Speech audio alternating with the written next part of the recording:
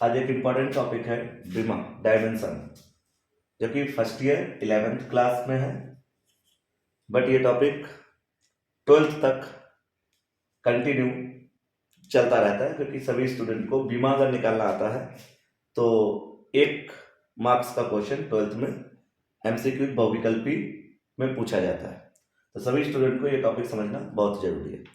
तो देखें, सबसे पहले बीमा मीन्स क्या होता है। तो बीमा का मीन्स होता है कि मात्रकों को उनके एक विशेष फॉर्म में व्यक्त करना बीमा कहलाता है, या यूनिट को एक स्टैंडर्ड फॉर्म में रिप्रेजेंट करना ही बीमा कहलाता है।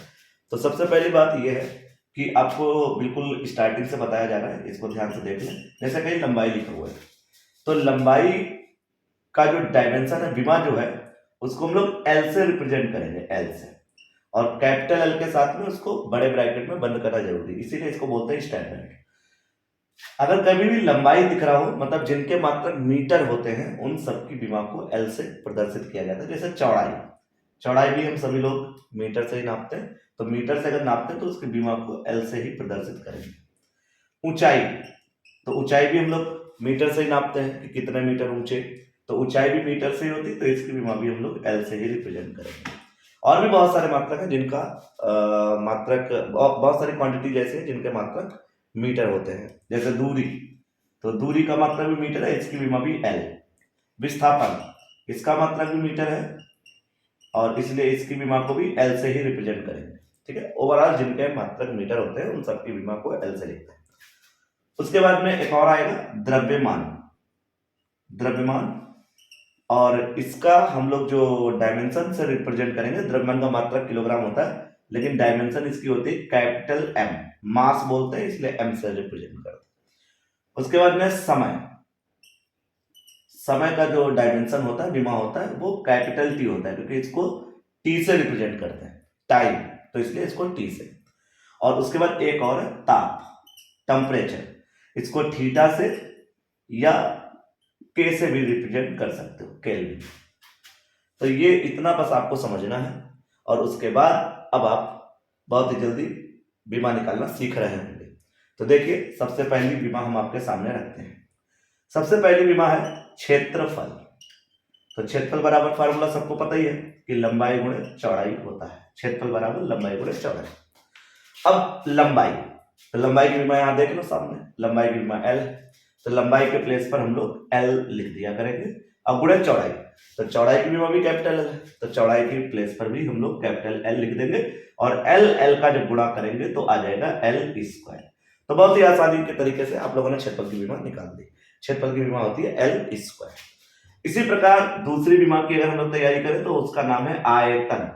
तो आयतन कैसे निकलता है, तो आयतन के लिए सबसे पहले आपको सूत्र याद होना बहुत जरूरी है।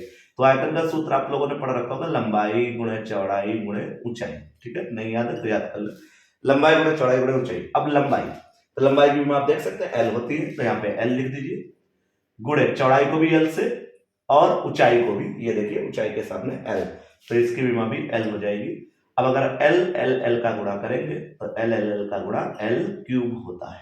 ठीक है, बहुत ही आसान, दो बीमाएं आपने बहुत जल्दी सीख ली। तीसरी की अगर हम बात करें तो तीसरी बीमा हो जाएगा, यहां से चाल निकाल लेते हैं, चाल। तो चाल बराबर सूत्र सभी बच्चों को याद होना चाहिए, चाल बराबर दूरी बटा समय, दूरी बटा समय।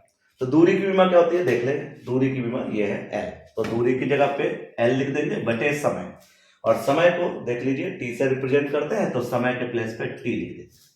अब क्या होगा, इस टी को ऊपर लाना है, तो ये एल, टी जब ऊपर आएगा, अभी टी के ऊपर एक घात है प्लस की, जब ये टी ऊपर आएगा तो टी की घात क्या हो जाएगी, -1 हो जाएगी। +1 नीचे है, ऊपर आई तो -1 हो गया, और बड़े ब्रैकेट में बंद करना जरूरी है।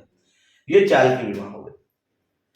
अब अगर हम बात करें, कुछ बीमाएं इधर लिख देते हैं, तो अब इधर देख लीजिए, चाल के बाद में अपनी अगली बीमा हो जाएगी त्वरण।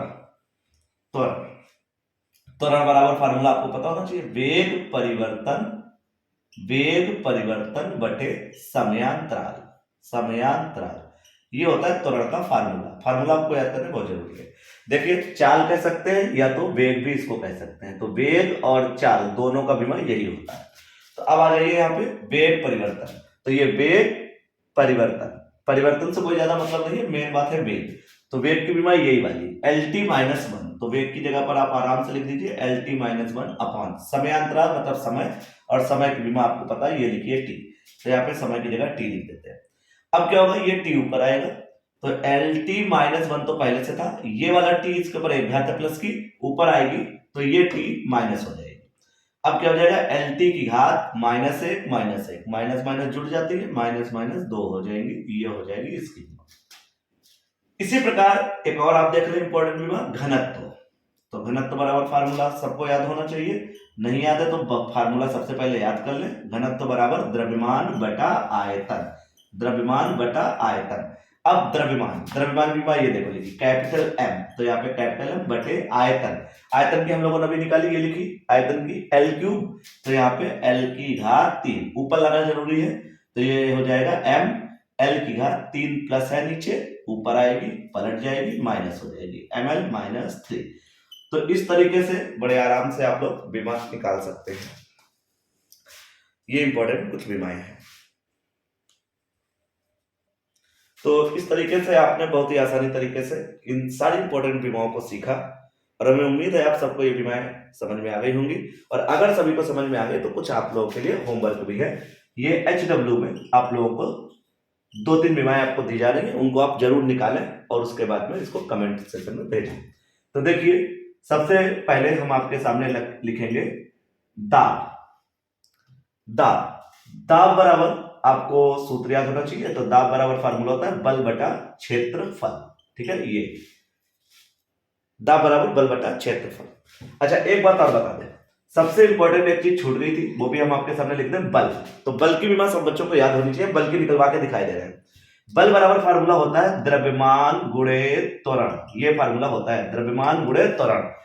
F बराबर m इंटू ए, न्यूटन सेकेंड लॉ भी है।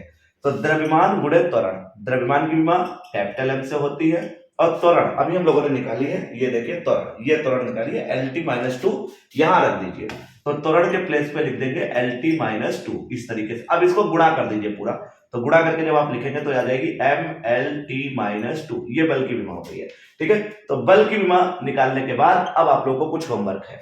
पहला होमवर्क तो आपका यही है, दाब बराबर बल बटा क्षेत्रफल, सभी स्टूडेंट इसको निकाल देंगे, उम्मीद भी है कि बल की ये विमा यहां लिख देना, बटे क्षेत्रफल भी हम लोग अभी सीख चुके हैं, वो यहां रख देना, ऊपर लेके आना तो दाब निकल आएगी। तो ये पहला होमवर्क में विमा। दूसरा आपको यहां से निकालना है कार्य की, कार्य अपने आप सब लोग निकालेंगे, हम फार्मूला लिख दे रहे हैं। कार्य बराबर फार्मूला होता है बल गुणे विस्थापन, बल गुणे विस्थापन।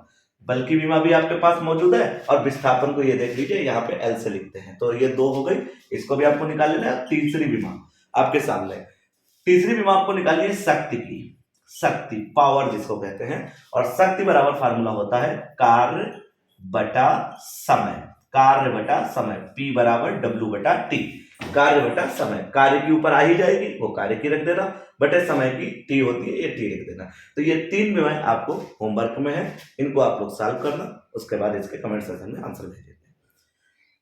धन्यवाद।